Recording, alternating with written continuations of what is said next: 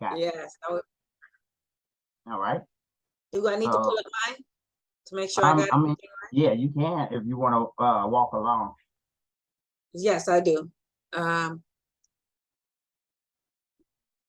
I had a question before I get started. Mine's don't come up like yours, and I was trying to figure out why is that. What do you mean? You see how mine's, can you see mine? Let me share my screen real quick. All right. Let me change it. Oh, I don't have the option. It doesn't give me the option to share. There you go. It should be there. More. Let me share.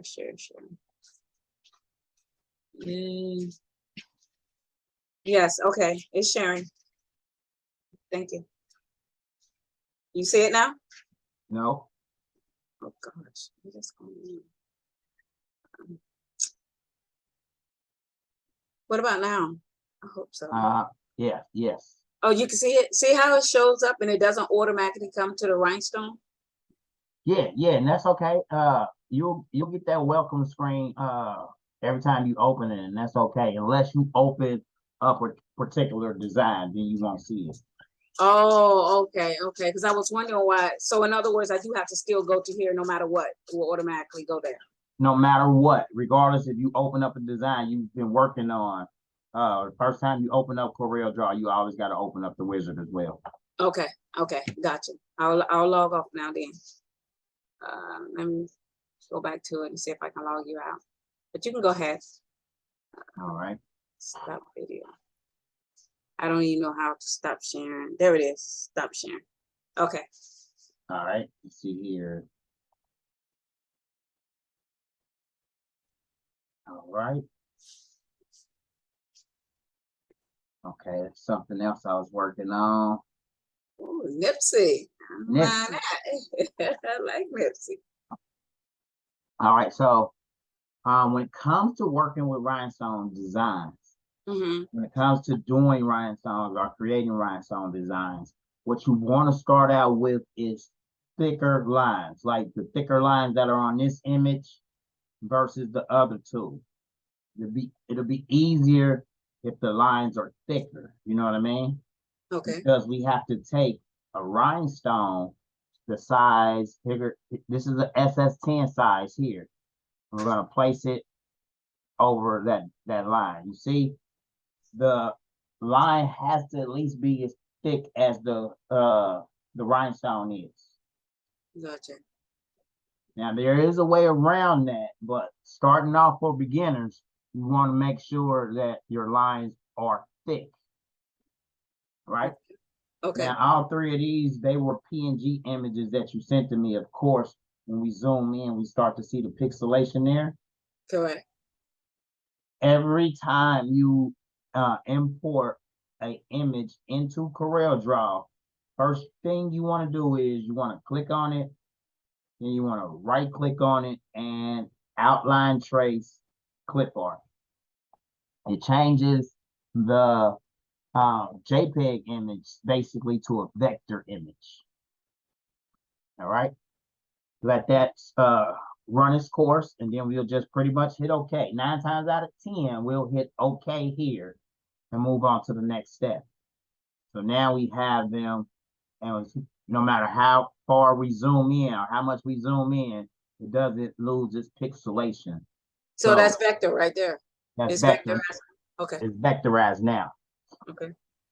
Now, what we want to do is click on the image, and we can move it around or whatnot. Let's right click on the image. Also, okay, you gotta know this part. When you click on the image, you get these nodes that pop up around it. That's what lets you know what all you have selected. Okay. So everything that popped up inside of those nodes is what we have selected. Either more observation is the white area within the black dots, the white area within the black dots. As you can see, I have an arrow when I'm hovering over the white area. Okay. That's still inside the box. I still have an arrow outside of this box, but that just lets me know that when I see that arrow, I can't select anything. It's not, even though it's already selected, if I click right here, I just deselected it. You know what I'm saying? So when you click on the object, what you're looking for is when I hover over the black, it changes to a crosshair. You see it? Yes. Now, when you hover over, you see the crosshair pop up. Now you can drag it from that area. That lets you know what you want to drag what you already selected. Let me go over it again. So we click on the image, right? It brings it up, but Okay. I cannot click in any area where the arrow is still showing. It won't let me grab it. You know, in order to grab things, you have to see that crosshair pop up. You can also grab it right here from the middle at this X, which lets you know you got the center of the whole design was selected. I had to show you that because when I click on it, right click on it, and ungroup all objects, now these two guys are separated because I ungrouped it all. So watch this. Now I can click on this one and drag it out. So can you unclip, like if you want to unclip his mouth or his hands, you can ungroup that too as well? No, because they're all part of one group. They're all one solid line. Okay. All right, let's go down here to the other image. See, all of this is all one object. Boom, you know what I mean? The other one is all one object. Okay. Because the way they were drawn, the faces are not objects yet. You know what I mean? Sure enough, we can come to our Smart Fill tool, which is located right here at the left on the bottom row. The Smart Fill tool will allow you to fill that object with color. How do you, where's the colors? Where are you getting that color from? I just went down here to the Smart Fill tool on your left toolbar. I see it. And once you select that, you can just click inside their faces and it should fill with the color. What, that's what I'm saying. If you want the color right here on the side? No, just use that Smart Fill tool. Let me go back.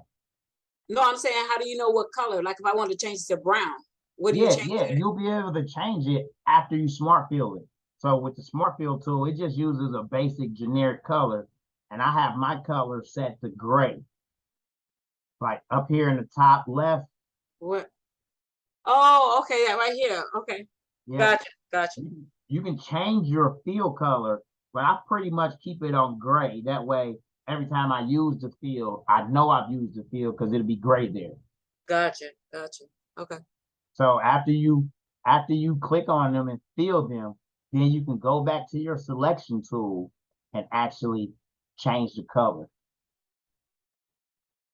And change the color of that one. You know, I just clicked on it and changed the color. Where are you changing that color at now? Okay, now in the Design Wizard 5.0 Pro, it has these color rhinestones along the side, the left-hand side. When I click on the face, I can just click on this pink color and it changes to pink. Oh, I see you clicking on the little rhinestones. The actual rhinestone. But they also, on the other side over here, let me switch it back to it. Let me switch it back to I don't think mine has that. Yeah, let me see. Share your screen. It's there. I don't think I ever saw that. Where's mine? Oh, you're sharing, I think. I just stopped. Yeah, you see it right there? Well, yours has a glitter. Okay, to get the glitter, you see the arrow right there at the top of the color bar? This? No, on the right-hand side. I don't see an arrow. Oh, right here. Yes, ma'am. Oh, okay. Now let you switch it to all different colors that the Rhinestone world sells. Okay. So I definitely need to learn all these tools because I have no clue what it is. I know. Yeah. Don't be intimidated though, because once you start understanding what they do, then you'll automatically jump right in. Okay. All right, so let's use that arrow and let's switch it back to the regular colors. Oh, go back to the regular colors. What is the regular colors? How do you go back? Hold on, let me pull mine up. It's called Caesar Easy Weed HTV. Caesar Easy TV. Gotcha. Okay. So pretty much inside that drop down box, it has all the different types of heat transfer vinyl and adhesive vinyl that the Rhinestone World sells. Now I saw that you in one of your videos you had the Caesar. You don't use the flock. I mean the magic flock that came with it. I mean that you get from Rhinestone World. Right. I saw you went to Heat Press Nation, I think, and I think it was Heat Press Nation or something in one of your videos. Is it because that's cheaper? You think that's a lot cheaper? No, it's the exact same price. They both is $65 for 5 yards. But I don't know. This is nothing against the Rhinestone World and the Magic Flock. I've used it plenty of times, cutting out smaller designs. But when I tried to use it and cut out larger designs, it seemed like toward the edge, the Magic Flock started making ovals instead of circles. And I can't explain it. Because using the exact same design, cutting it out on the Rocket Rhinestone Flock, I got a different result. You know what I mean? And I tried it multiple times, and it just seems like with the larger designs, once it got toward that edge, it just stopped making circles, and it was And over. where you get that? Where did you get that flock from? The The one you Rhinestone talking World. I mean, No, the the other Rocket one. Rhinestone Flock. That's the pink stuff that I get from Heat Transfer Warehouse. Okay, that is it. Okay. I didn't know the name of it. I just know you said it in your videos. You had a pink one versus my blue one because I do have the blue from the Rhinestone World. Yeah, and you're cutting it out with a Cricut or a Silhouette. I have the GS24 that I would like to connect it with it. But right now I have the Silhouette. I have the 24 Pro and as well as the Cameo 3. But I use the 3 more than anything. Okay, cool. So, all right, so we got these two separated, and we Wait a minute, can show your screen again. Oh, sorry about that.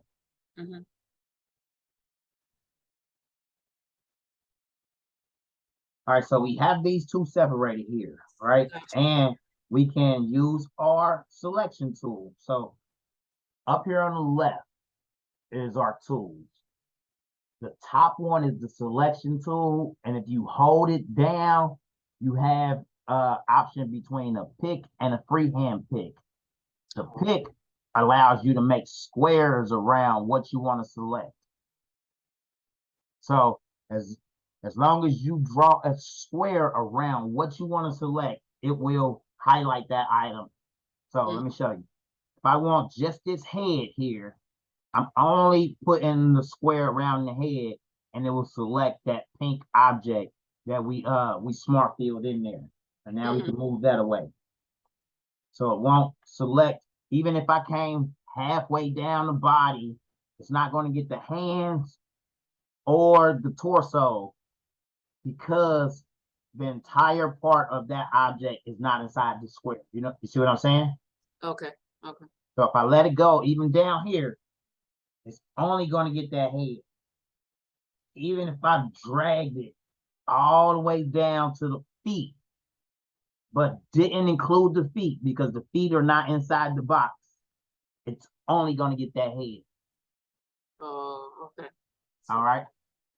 So I'm going to use my smart fill tool, and I'm going to smart fill these hands. Boop. And boop. Okay. After I use the smart fill tool, I'll go back and to the selection tool or to the pick tool. And now you see we got these hands here. You can click on one hand, hold down shift and click on the other hand. And now you have them both selected. With them both selected, we can just come up here on our toolbar, Mm-hmm.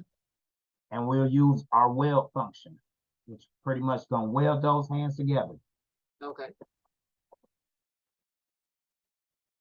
It should be highlighting on my screen where the weld button is. Yes, it's highlighted. I see it.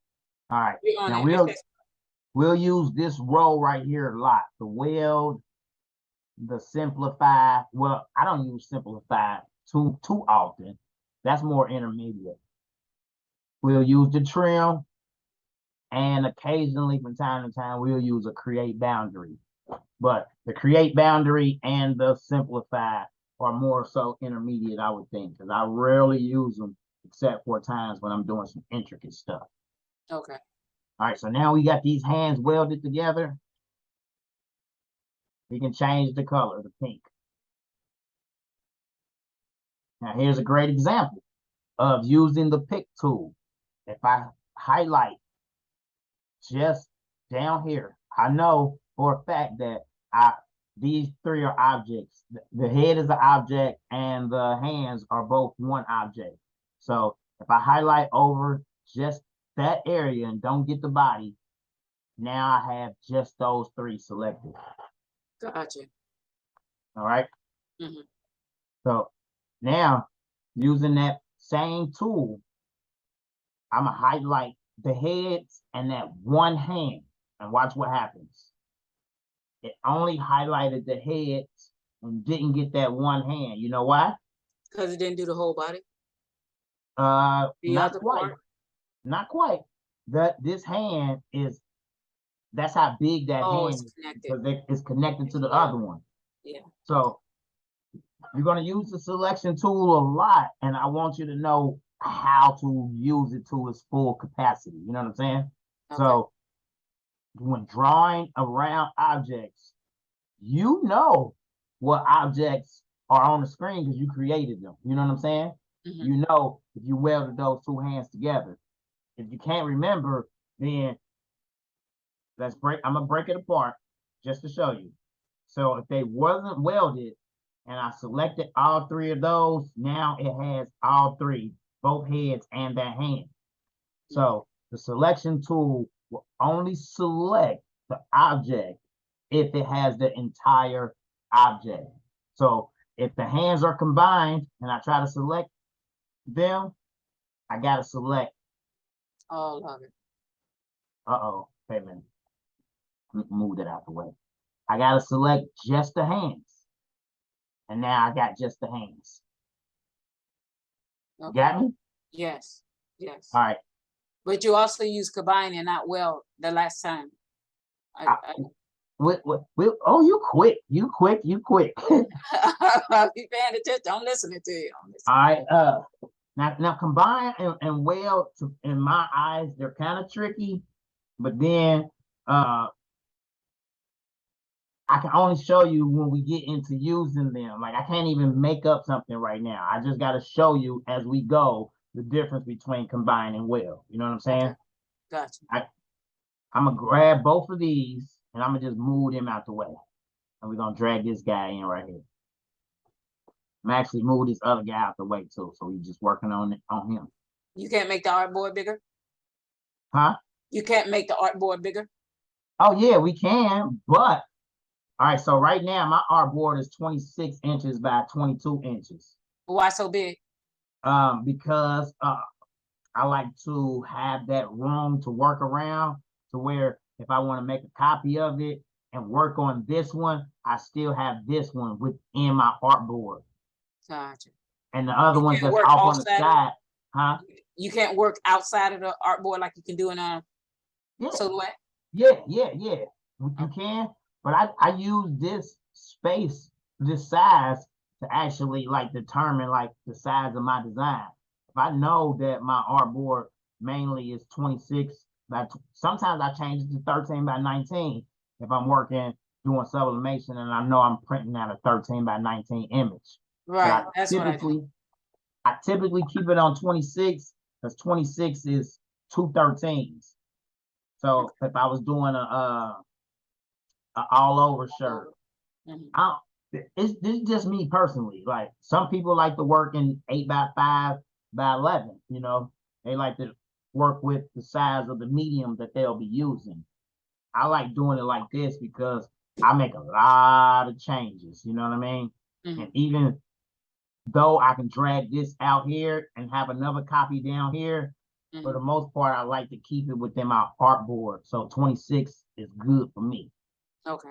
Sometimes I change it to 80 though if I'm working on multiple designs at once. So it just depends on your preference Mhm. because you can work on this same design out here and then drag it into your artboard when you finish. But it's just however you work it. You know what I mean? And that up there is where you change the artboard size. Yeah, but you want to Whatever. make sure, like right now, this image here is 1550 556 by 15556. Once I deselect it, that's the size of the artboard. Oh, it changes to inches. Okay. Yeah. So with nothing, uh it's all I always have it set to inches. And I How do you believe, make it permanent for the set for image then? I mean inches. Because I let's see see, it on percentage. let's see here. Uh what do you see the that's just the percentage of the size of the image. Oh, Like so right that's here, not the board. Okay, I'm following you. yeah, we got three boxes. This confused me at first too. Like, you know what I mean? So I'm glad you're asking great questions. Right here, the X and the Y is the coordinates for where the image is on the artboard. So if I move it, only those numbers are going to change because I moved it to a different area of the artboard. It's still 8.423 inches at 30% size, 30.3% size. You see? Hmm. Hmm. Yes, I see it. But then if I drag this out, then it changes the size and of course the percentage. Hmm. Gotcha, gotcha. So that right there where you changed it, that is the actual image size. That That's if the I was image putting that on size. a shirt and I needed a 10 by 10 on a shirt, I would change it up there. Right, right. Gotcha. Now once I deselect the image though, now I can go up here and I can change my artboard to 80 by 80. And now you see everything is in that 80 by 80 square. Oh wow. So you can make the artboard as big as you want. Okay, and it wouldn't matter. It wouldn't phase the image or your printout when you get ready to print it. Right, right. But what I like to do is I typically like to keep it to the size of the paper that I'm using. So a lot of times it's 13 by 19, like, you know what I mean? But right now, when I started the video, I had it on 22, which is like if I wanted to take two sheets, print them out, and then join them together. You know what I mean? All right. Or So that's why I was asking, where do you change that board? yeah, Go back okay, to where you change how you change that board, not so much the image, but the board. Where okay. did you go? So right now, so it's 13. It's the same. It's in the same area, right? So that's the board size because nothing is selected. Gotcha. Now I get it. Okay, so I have to select it in order to change the image, but the board is just in the same spot. So I got you. I'm following you. Okay. Yeah. So right now it's 13 by 19. Nothing is selected. Even if I clicked on this image over here outside the board, it's Mhm. gonna tell me the size of it. Like, you know what I'm saying? Yes. It switches to tell me every time you do something in Corel, this whole bar up here changes. So it changes to help you with what you're trying to do. So right now I have it clicked on this image. If I go up here and click on this head, see it changed again and let me know that's all that you can do with it. Gotcha. We'll get to that in a second though. All right. So this guy right here, we're going to Mhm. click on him. We're going to right click and we're going to outline, trace, and clipboard. Because remember, every image that you drag into, unless it's an SVG already, we got to clip art and then turn it into a vector. So we're going to reduce the bitmap. And boom, there we got our guy. And on in here, okay, that's probably what let's set you up in here and save this. So I have mine clicked on delete original image. And then I have remove background deselected.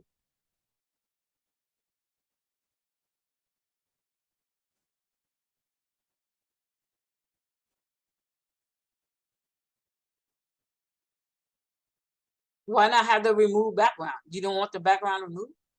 If I click on remove background, see, okay, all right. Your images that you sent me were PNG. So the background was already removed. Yeah, it already had the background removed. So yeah, you would click on remove background. You're right about that. Okay. So let's hit okay. But play around with this screen. This screen right here is your power trace screen. And I mean we can go in depth about it, but more so when you drag images in and you power trace them or you clip art them, just play around in this screen right here because we got this color selector right here, but your images were black and white. You know what I mean? Some images gonna be color. You can go in there and take different colors out or whatever, you know. So play around with this screen right here. You have fun with it. You know what I mean? Okay. All right. So now we have our image. And this one, I like it better than this one because it has pieces that are broken apart. So when we right click on it and we ungroup all objects, I like to every time I do something, I always like to deselect everything. So that way I'm not I don't have anything selected, so I don't drag anything out of place. You know, every time I make an action, I deselect it by just clicking on a blank white area. And then I go back to my thought of what I was doing. So we just ungroup everything. So everything you see is its own object, even this little piece right here. Gotcha. Everything is its own object. Now, what we want to do is we want to group some things together so we can colorize it. Okay. So let's go ahead and first start off with the eyes. To group them, you click on one eye, click on the other eye, and we no can shift, weld them. No shift, just click on them. No, you're right. Click on one, hold shift, and then click on the other. Okay, gotcha. So it's the same thing. Okay. Or we could have went in there with our highlighter, with our select tool, our pick tool, and just highlight just those two eyes, and then weld them. Okay. With them still selected, hold shift and click on the mouth, and let's weld that to it as well. And we'll hold shift again, and we'll click on the head and weld it all together. Now we could have went in there, of course, with the selection tool and just drew a box around everything and welded it together. But we can, it's a lot of ways to skin a cat, right? Correct. All right. Now, what we can do is let's use that selection tool, that pick tool, and just select those four and weld those together. And we just gonna change them to red right now because he mad. All right. The Zoom part, we got 10 more minutes. I need to upgrade, and then I'm gonna switch over to Messenger. All right. Okay. So wait. So in 10 more minutes, they're gonna switch off, and then we just go to messages. Yeah, and then I'm gonna go to Messenger, and I'm gonna share my screen from there. Oh wow, I didn't know you could do that. Okay. All right. So now what I want to do is we're gonna click on this part right here. And let's just change that to a different color. I like what works best for me is changing stuff to a different color and then grouping it all together. All right. So we got that. Now with the back of the laptop, let's go to our Smart Fill tool. And let's fill in the back of that laptop like so. And I guess I'll just change it to like yellow.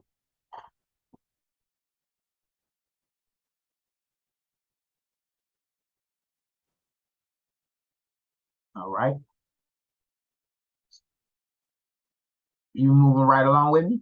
Yes, I'm listening. All right. So now that's pretty good.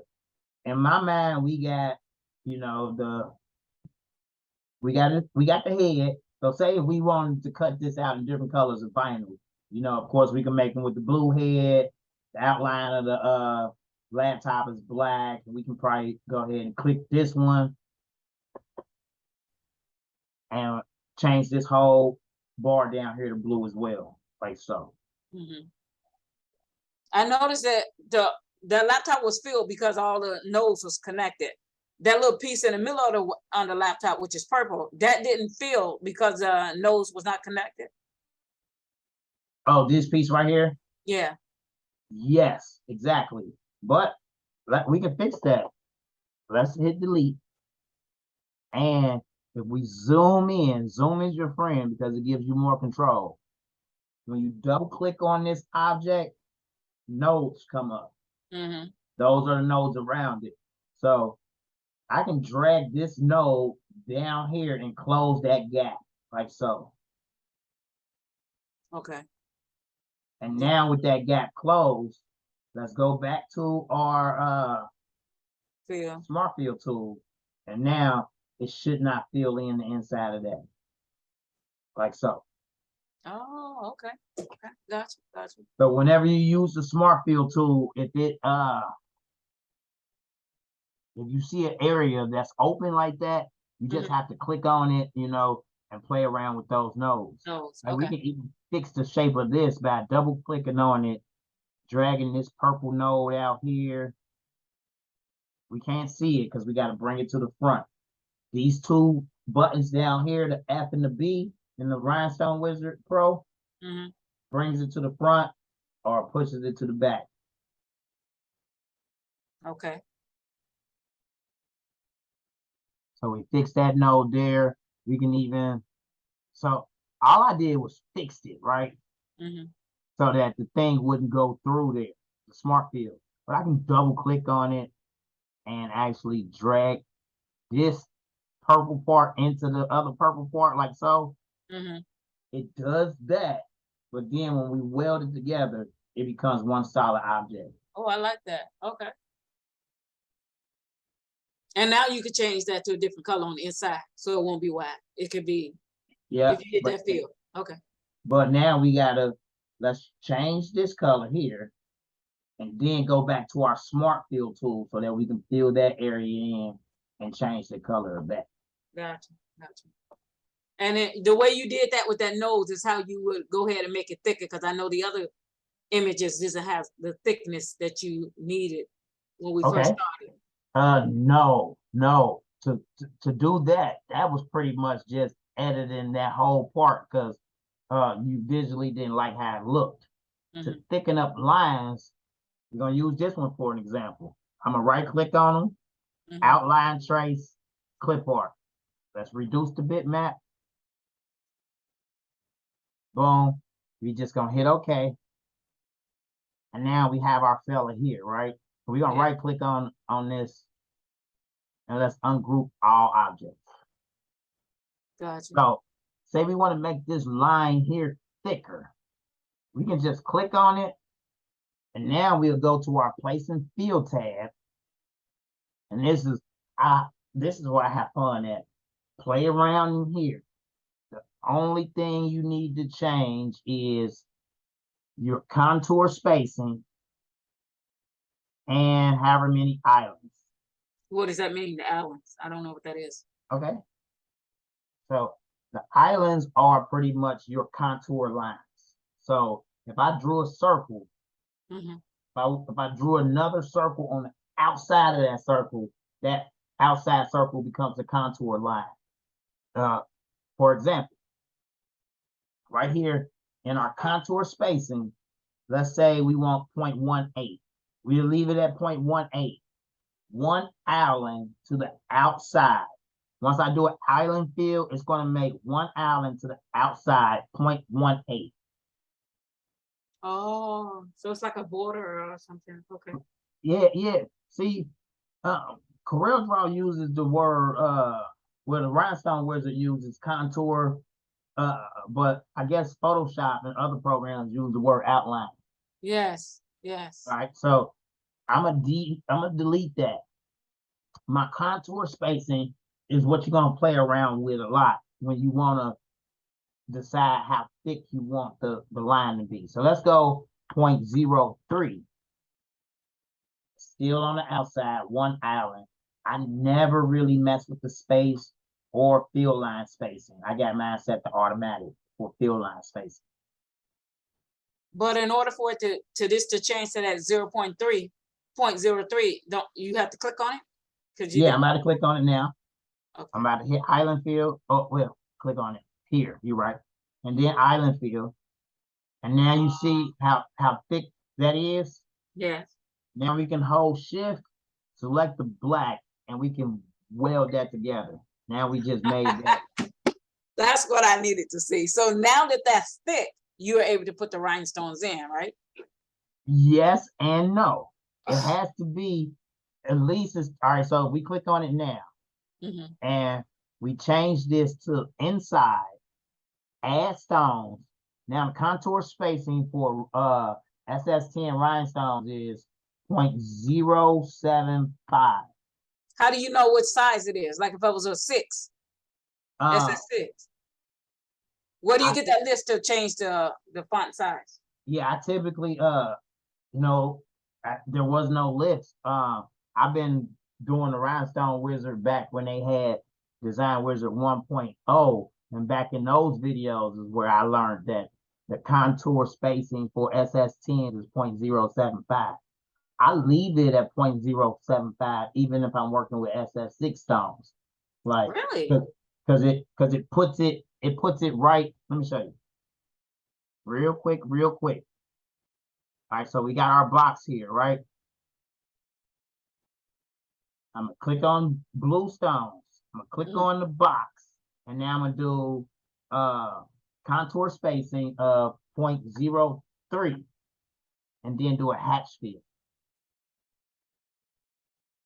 Let's clear the paths, merge overlapping stones. And you see how it overlaps that line there? Yes. Now, at 0.075, it always puts it right inside the border. Oh. Right. So even if I'm using SS6 stones, let me change them to SS6 here, and this drop down here. I'm gonna change it to SS6. I'm gonna click on it and hatch fill it. It's always gonna put it like 0.075 is the size of from the edge of the border inside to place the rhinestones in there perfectly. Now, even if I change this to 0.09, they're just going to be further away from the edge. Oh, okay. All right. Or even if I changed it to 0.15 hatch fill, they're going to be further away from that edge. So the contour spacing lets you know how far you want it on the outside.